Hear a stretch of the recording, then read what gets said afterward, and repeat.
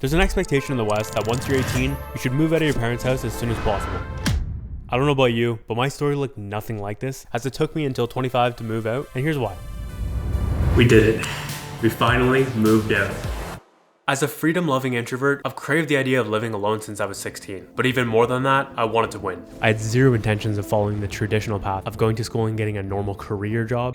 Windows, geek! So instead of shooting myself in the foot by getting a job I didn't want to work to pay rent for a place I'd barely be at, I opted to put myself in the best situation to win by staying under my parents' roof for much longer than anticipated. The situation allowed me to be very frugal, keep my rent and expenses lower, and pursue business and creative ventures that I was passionate about working on with much of my time. Granted, all of these ventures failed by definition, but with experience being the best teacher that it is, I was able to learn lessons and build up skills that I otherwise wouldn't have been able to get had I listened to everyone else and took the traditional path. I spent 18 to 20 split between my mom and dad's house, then 20 to 25 with my mom and sister, where the latter worked way better because me and my mom have a connection like no other, and she really respects my craft and dedication. Though it had its downsides of not being able to invite girls over, the underlying judgment from others that I was still living with my parents, and the unhealthy dynamic of being parented after you're an adult, it was generally a good situation living with my mom and sister. As blood often does, however, we had our fair share of clashes throughout the 5 years that we were together. Seriously, stop. I will actually hurt you. Rats on camera, let's go. And honestly, I mostly took the situation for granted while it was happening, but thankfully as the external chaos amplified, I see the need for a great reset. our family grew closer and we really came to love living there with each other. Just because it was a good situation though, didn't mean we all didn't try to leave. We each considered our exit options, and the closest I ever got was almost moving out with some of my close friends, but our entire household decided it was ultimately better to stick around until summer 2022. But then out of nowhere, in November 2021, the universe burnt our plans to a crisp. Our landlord told us he was moving back in and we had 60 days to bounce. It took me by surprise, but I remained cool, calm, and collected, though I later got emotional in private at the thought of our family finally being disconnected. I remember saying, "This feels like weird timing," but the universe said no, so it's happening exactly as it should. My super emotional and possessive sister, on the other hand, we gave the news a few days to sink in before moving forward. As much as I wanted to get my own place, I wasn't financially ready to do so. So to make it work, my sister and I decided we'd spend yet another year of our lives together living locally. I did my makeup! I'm so sorry! And then my mom would do her own thing, so my sister and I could metaphorically leave the nest. We searched for reasonably priced, good-looking apartments where we wouldn't be sharing a wall for a 24th consecutive year. And thank God, because she got a boyfriend right after we moved in. After a couple weeks of searching, we found a place that checked all the boxes, and by the time we left that walkthrough, we were mentally sold. Bro, we need to move in here. Big fan. It's gorgeous. After going through that, I can't even think about the other one. We applied, and within a few days, we were notified that we'd been accepted.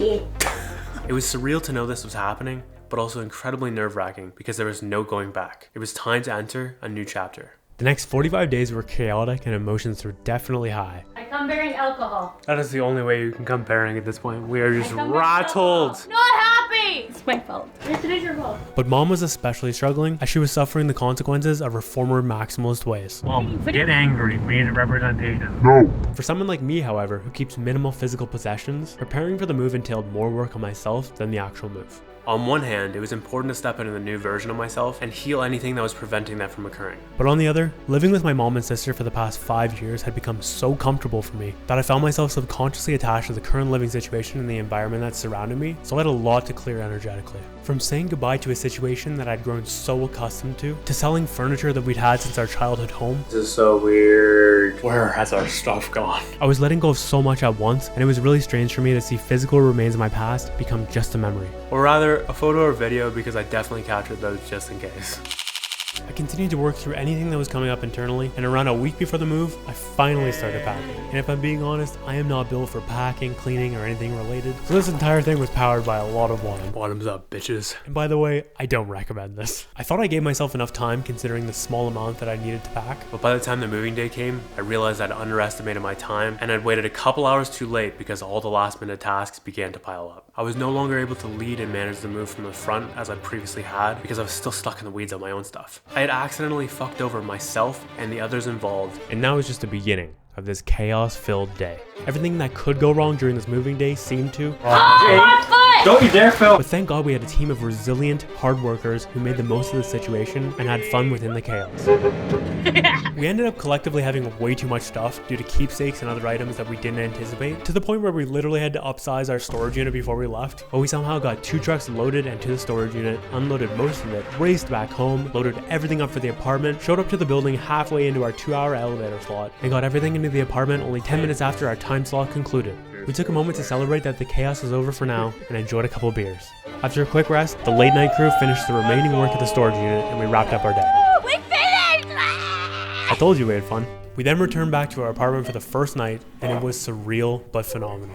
This does feel strange. We're about to be moved in. Sort of. We're still in the middle of a lot of stuff, but...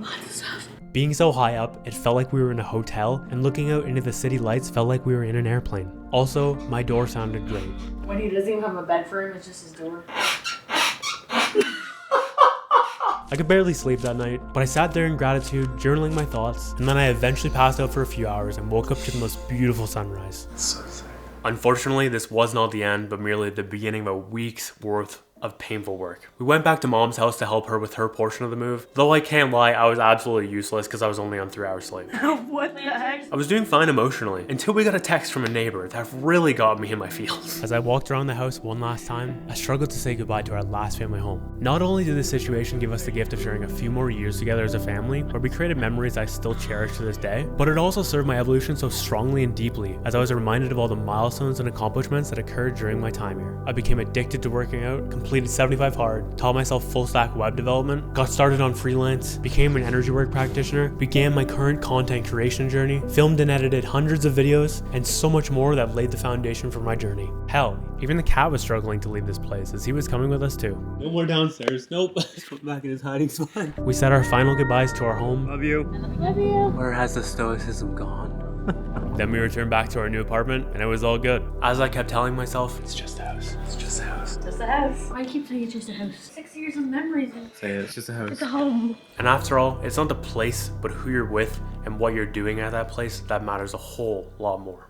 As for Kobe, he was totally pissed at us for taking him away from his mom and his home, but we managed to get him upstairs and then let him free to experience his new home for the first time. Oh wow, where are we? He was insanely confused but very curious, and he absolutely loved all the new and exciting things that he could look at from the windows. Come on. You're okay, boy. That being said, bro was absolutely on edge, and every time we'd return home, he'd run to the corners of the apartment in fear. It's Taylor. But after a couple weeks, he chilled out and became comfortable. But I digress. We entered the final stretch of the move, and despite being a literal zombie and my body being completely dead, I channeled the vision of a clean apartment, and with the help of Taylor and Mom, we organized and cleaned the entire apartment from top to bottom for about 4 days. And then the cleaning was finally done, and boy was it worth it. After a bit of waterworks, we said our goodbyes to Mom. Love you, Mother. I love you. Oh, my kitty's so happy. Love you! Love you! Drive safe! It was such an amazing feeling to finally be on our own. Cheers. Cheers. And we had yet another drink to celebrate our new chapter. Why do you drink so long? Because I like to enjoy it. This just feels weird, man. It's cool. It's just out of body. I'm excited to live with you. It's probably going to be very chaotic at times, but looking forward to it. Is this your sign language? I then winded down for the night, eager to get started on the following day.